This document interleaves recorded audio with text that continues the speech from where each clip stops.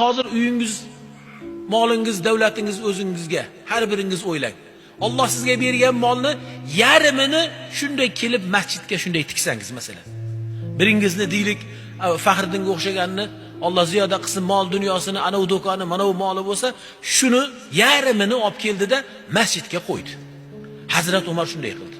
Mollarini yarmini olib kelib Rasulullohga xursand bo'lib olib keldilar. Ey Allohning habibi, mana shu Alloh uchundir, siz uchundir. Bu va hada nisfu mali dedilar. Mana shu molimni, moli dunyomni yarmi dedilar. Va bu ishlaridan nihoyatda xursand edilar, mamnun edilar. Chunki Alloh uchun mollarini yarmini berib yubordilar. Sahobalar birin-ketin olib kela boshladilar. O'zlarini Alloh yo'lida tikkan mollarini Rasulullohni olib kelib quvontira boshladilar. Shunda bir mahal Hazrat Abu Bakr kirib keldilar. Hazrat Abu Bakr keldilarda, olib kelgan narsalarni qarang.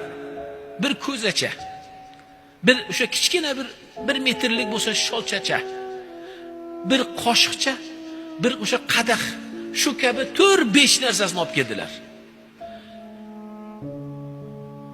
Va hada kullu mali ya Rasululloh dedilar. Olib kelgan narsalarni qarang.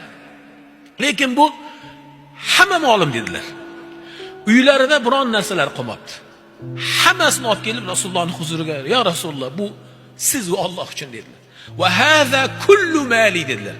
Bu meni borligimdagi, meni molik bo'lgan har moli dunyom shu.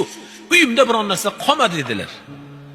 Allohning Rasuli payg'ambar alayhissalatu vasallam so'radilar: "Maza abqayta li ahlika ya Abu Bakr?"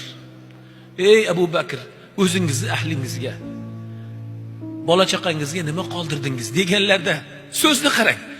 Abqaytu lahumulloh va rasuluhu. Alloh, men ularga Alloh va rasulini qoldirdim.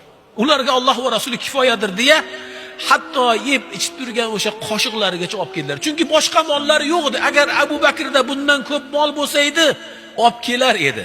Shunda Umarlar, sahobalar bildilarki, hech birlari bu infoqda Hazrati Abu Bakr kabi bo'lishlarini, bo'lolmasliklarini, hech qachon u zotni pog'onasi, u zotni maqomiga, manzilasiga yetolmasliklarini bildilar. Aynan Umar bildilar. Hazrati Umar, odil Umar, taqvolar sohibi, zohidlar zohidi keldilarda, "Hada nisfu mali" dedilar. Bu meni molimning yarmi. Yarim molimni Alloh uchun tikdim desalar, Abu Bakr kelyaptilarda, "Hada kullu mali." Bu bo'lsa butun molim, bor dunyom shudir. Men borlig'imni Alloh va rasulini yo'liga olib keldim deya hammani lol qoldirdi va tarixda bir inson Abu Bakr kabi bo'lmadi.